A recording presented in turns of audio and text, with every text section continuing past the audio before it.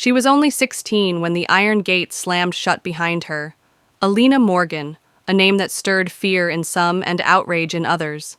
To the system, she was just another criminal statistic. But her story, raw and unfiltered, reveals a much darker truth about justice, media, and society's thirst for villains. Alina was born into chaos. Her mother, a heroin addict, was in and out of jail, and her father was a name on a birth certificate, nothing more. By the time she was 9, she had seen more violence than most adults ever would. Foster care was no safe haven either. Abuse, neglect, hunger, it was survival, not childhood. No one taught her about love, trust, or consequence. She learned to lie, fight, and steal, because that's what kept her alive. At 14, she fell in with a group of older teens who promised her protection and family, the kind she never had. What started as petty theft quickly escalated. One night, during a convenience store robbery, things spiraled out of control. The clerk reached for a bat. Someone panicked. A gun went off. Alina was holding it. The clerk survived, but the damage was done. The media pounced like vultures. They didn't care about the years of abuse, the bruises hidden under long sleeves, or the fact that Alina was barely a teenager trying to survive in a world that had failed her. They called her a dangerous girl, a gang leader, a born killer. Headlines screamed, "Teen terror holds city hostage," and "No remorse, no redemption." In court, she was silent, not because she didn't care, but because she didn't trust anyone. Not the lawyers, not the judge, not the system that had let her suffer for years. Her silence was taken as arrogance. Her blank stares were called cold and calculating. No one asked what she had been through. They only wanted to know how someone so young could be so evil. Society didn't see a child. They saw a threat. And so they buried her, not in a grave, but in a concrete cell. She was sentenced as an adult, given 30 years behind bars. No rehabilitation, no second chance, just punishment. Was Alina dangerous? Maybe. But the real question no one wanted to ask was, who made her that way? Her story isn't just about crime. It's about neglect, failure, and the way society creates the very monsters it claims to fear. And behind those prison bars sits not just a girl, but a reminder of everything we choose to ignore. It was supposed to be a simple robbery. In and out in 5 minutes. Grab the cash. No one gets hurt. That's what Alina had been told. It was a freezing January night, and she was desperate. Her foster home had kicked her out after catching her stealing food. She hadn't eaten in 2 days. So when Marcus, a 19-year-old with a reputation for getting things done, offered her a quick way to make some money, she didn't hesitate. The plan was straightforward. Marcus and another guy would distract the clerk while Alina grabbed the cash. They thought the place would be nearly empty, but things never go as planned. The clerk, a 52-year-old named Daryl Jenkins, was a former Marine with a zero-tolerance attitude. When he saw the masked teens come in, he didn't freeze, he fought back. He reached under the counter for a metal bat and swung at Marcus. In the chaos, someone yelled, someone screamed, and a shot rang out. The bullet hit Daryl in the shoulder. He collapsed behind the counter, bleeding but alive. The teens scattered. Alina was the last one out, frozen with the gun still in her hand. That image, a 14-year-old girl holding a smoking weapon with a blank stare, would haunt the public for weeks.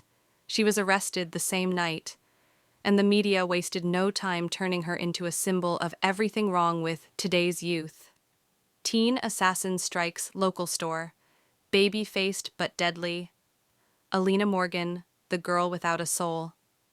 Those were the headlines splashed across newspapers and evening news. They ran her mugshot alongside horror music, showed her school photo with creepy filters, and dug up everything from her juvenile record to a blurry TikTok where she had flipped off the camera. It was all fuel for a public already thirsty for someone to blame. What the media didn't report was that the gun wasn't hers, that Marcus had brought it, and Alina didn't even know it was loaded. They ignored the fact that Daryl survived and even testified that Alina seemed scared, not violent. No one cared that she had no prior convictions, just minor offenses and a long paper trail of abuse and failed social services. In court, she was tried as an adult. The prosecution painted her as the ringleader, despite being the youngest in the group.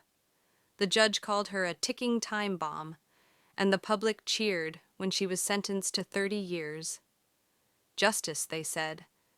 But was it really justice? Or was it a performance?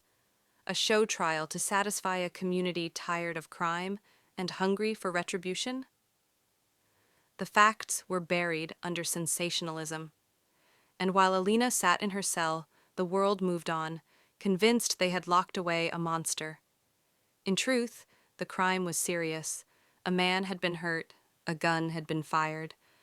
But was it worth throwing away a child's entire future? That's the question no one wanted to ask. The moment Alina stepped into the prison, she was no longer a girl. She was inmate number 44,129. Stripped of her name, identity, and dignity, she entered a world where survival meant silence, strength, and sometimes savagery. She was barely 16, but they sent her to an adult maximum security facility. The youngest inmate on her block, surrounded by women twice her age, many with violent pasts, and no patience for a teenager labeled dangerous. The guards didn't care. In fact, some seemed to enjoy watching her struggle. To them, she was already broken, a criminal, not a child. Her cell was a cold, gray box with a steel bed and a toilet in the corner. Lights never truly went off. Privacy didn't exist. She was constantly watched, but never truly seen. The food was barely edible. Stale bread, watery beans, and mystery meat. She often traded her meals for protection, cigarettes, or information. Hunger became normal. But what crushed her more than the hunger or the cold were the punishments. Alina was sent to solitary confinement, the whole, at least 6 times in her first year. Once for talking back to a guard, another time for fighting off an inmate who tried to steal from her. Each time meant 23 hours a day in isolation, no windows, no sounds, just concrete walls and her own thoughts. Solitary changed her. The first time she cried for 3 days. The second time she stopped crying altogether. She started keeping her back against the wall, even while sleeping. Her hands always clenched. She barely spoke. Some days she would scratch tally marks into the wall just to remind herself that time was still moving, that she hadn't disappeared completely. Abuse came in many forms. Physical? Sometimes. A guard once slammed her head into the wall during a cell search. It was reported, but nothing came of it. Other times it was psychological. Guards taunted her, calling her baby killer, little psycho, or jailbait. Inmates weren't much better. Some saw her as a threat. Others saw her as a target. One woman burned her with a cigarette just to prove a point. And when she broke, when she screamed or fought back, they used it against her. More punishment, more isolation. Another mark on her record to justify even harsher treatment. No therapy, no education, no second chances. She was labeled dangerous, and so they treated her like an animal, caged, controlled, and forgotten. But beneath that label was still a child, one who had never been given a fair shot at life. And in those prison walls, every moment chipped away at the little humanity she had left. What they did to Alina wasn't just incarceration. It was slow destruction. Alina Morgan was sentenced to 30 years in a maximum security adult prison. No parole for the first 20. She was 14 when the crime happened, 16 when she was convicted.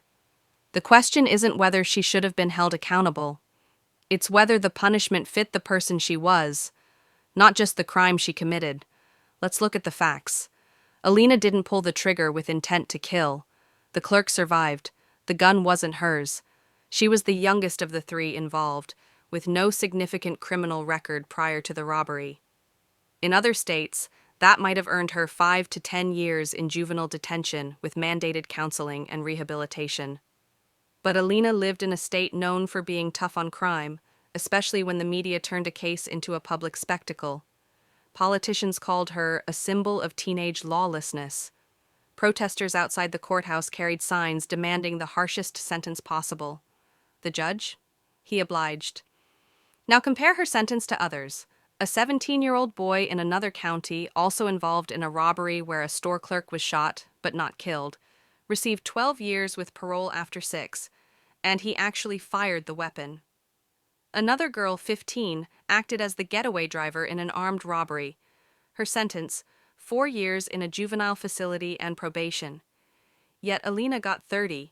So what made her different? Was it the media frenzy? The cold way she appeared on camera? Too traumatized to speak, which they mistook for arrogance? Or maybe it was easier to make an example out of a poor black girl from a broken home than to look at the deeper systemic failures that shaped her life. Public opinion was split. Some saw her as a monster and believed she deserved everything she got. She had a gun, case closed, one local columnist wrote. Others, especially advocacy groups and juvenile justice reformers, saw her as a victim of a flawed system. "This is a child we're talking about," said one lawyer on national television. "A child who was punished like a war criminal instead of helped like a human being." Even within the legal community, there was discomfort. A retired judge later commented, "We don't hand out 30-year sentences to 14-year-old girls without sending a message, not just about crime, but about who we choose to punish the hardest." Alina's appeals went nowhere. Her public defender lacked resources, and her case fell off the public radar once the next headline came around. She faded into the background like so many others. So was it justice? Maybe by the law. But by morality, by fairness, by any measure of compassion, it was overkill, brutal, unforgiving. And ultimately, a sentence that said more about society's desire for vengeance than its commitment to justice. Years passed, seasons changed. The world outside moved on. But inside those concrete walls, Alina Morgan remained, growing older, but not necessarily growing up. Prison has a way of freezing time, yet hardening the soul. For some, it breaks them. For others, it buries them. At first, Alina resisted everything. The rules, the routines, the authority. She was angry, silent, defensive. She refused therapy, didn't trust the counselors, laughed during group sessions. She got into fights, some for protection, some out of frustration. Her file filled with disciplinary reports.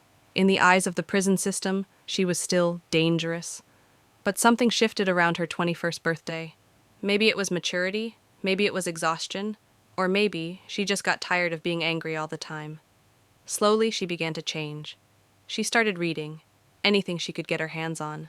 Novels, psychology books, even legal texts. She earned her GED behind bars. Then she began writing letters. At first they were just rants, pages of raw emotion never sent to anyone. But eventually they turned into something more, reflections, apologies, questions she asked herself. Why did I go with them that night?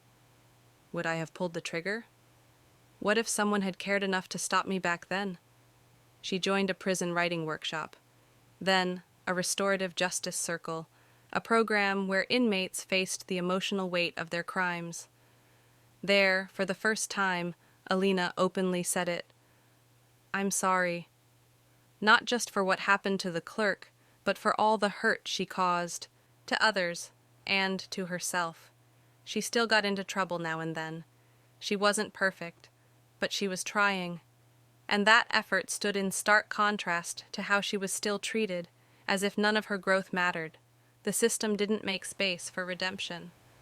Despite clear signs of remorse, education, and reform, her sentence never changed. No clemency, no parole, no review. Just 30 years, flat. So the moral question remains. Did she deserve better?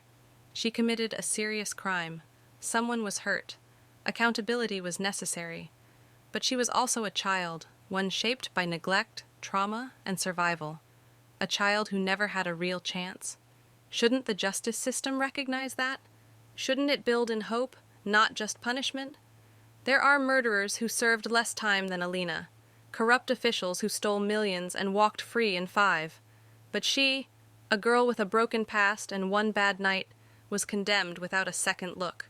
A second chance could have changed her life. But instead, they gave her a cage and expected that to be enough. Now, the question is no longer just about justice. It's about humanity. Is she a reformed soul, locked in a system that doesn't forgive? Or is she a broken one, buried alive by a society that gave up on her far too soon? Maybe she's both.